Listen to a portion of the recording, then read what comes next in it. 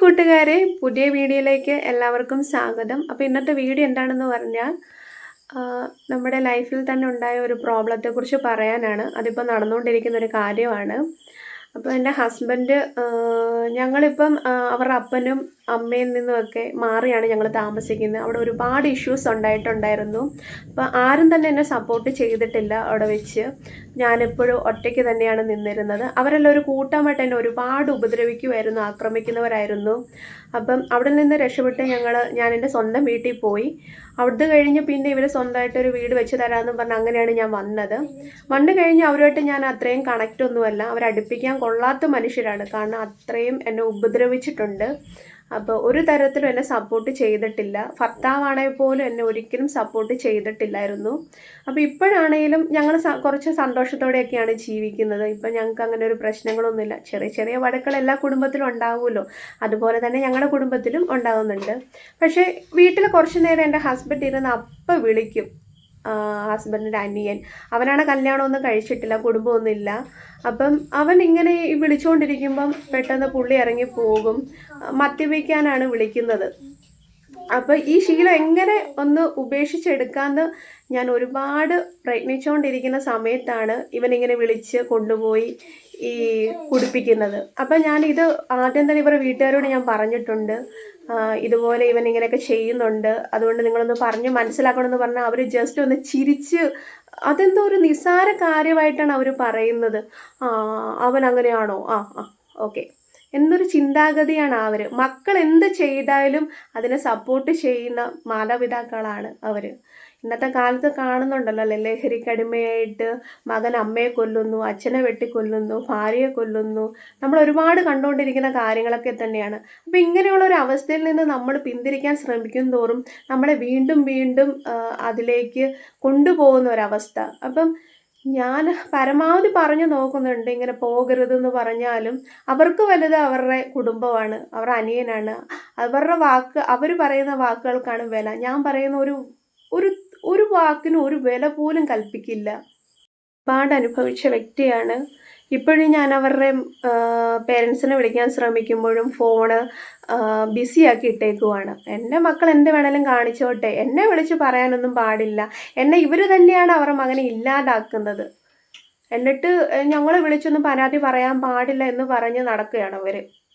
2 ആൺമക്കളാണ്. അവർ വരുന്ന തലമുറയിൽ ഇങ്ങനൊരു ചിന്താഗതിയിലോ ഇങ്ങനൊരു അവസ്ഥയിലോ പെടാതിരിക്കാനാണ് ഞാൻ ശ്രമിക്കുന്നത്. അപ്പം അതനുസരിച്ച് പുള്ളി നിൽക്കുക അതും ഇല്ല.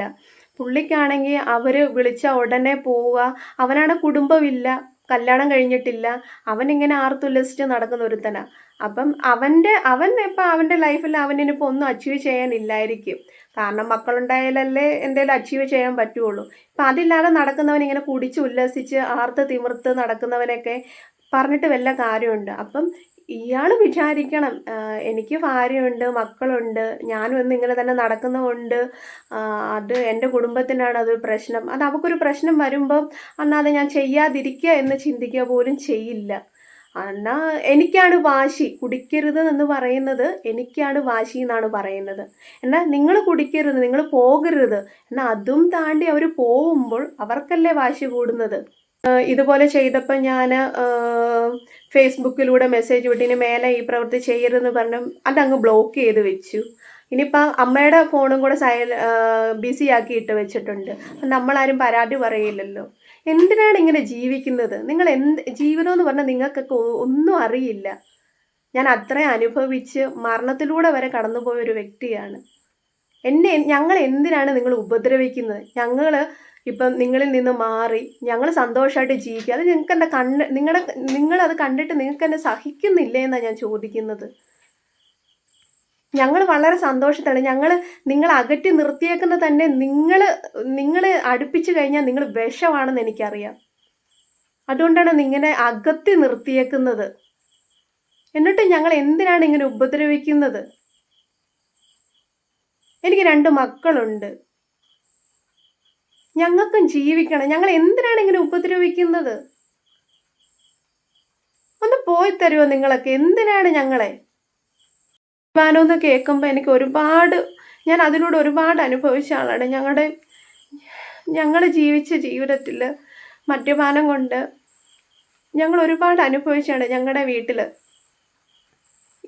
അതെനിക്ക് ഒട്ടും ഇഷ്ടമില്ലാത്തൊരു കാര്യമാണ് ഈ മദ്യപിച്ച് കൂടെ വരുന്നത്. അത് അവരുടെ കൂടെ ഒരു സ്ഥലത്ത് പോകാൻ എനിക്ക് ഒട്ടും ഇഷ്ടമില്ലാത്തൊരു കാര്യമാണ് ഈ മദ്യപാനം എന്ന് പറയുന്നത്. അതെങ്ങനെയും ഒഴിവാക്കാൻ ശ്രമിക്കുമ്പോൾ വീണ്ടും വീണ്ടും ഫോൺ വിളിച്ച് നീ വരുന്നോ, ഇവിടെ കൂടാം, ഇന്ന പോലെ എടുത്തിട്ടുണ്ട്, മറ്റേതാ മറിച്ചതാ പറഞ്ഞിങ്ങനെ വിളിച്ച് എന്തിനിങ്ങനെ ശല്യം ചെയ്യുന്നു. ഞങ്ങൾ ജീവിക്കാൻ വേണ്ടിയല്ല, ഞങ്ങൾ നശിപ്പിക്കാൻ വേണ്ടി തന്നെ കെട്ടും കെട്ടി നടക്കുന്നവനാ. ദൈവത്തോർത്ത് ഞങ്ങൾ ഉപദ്രവിക്കരുത്.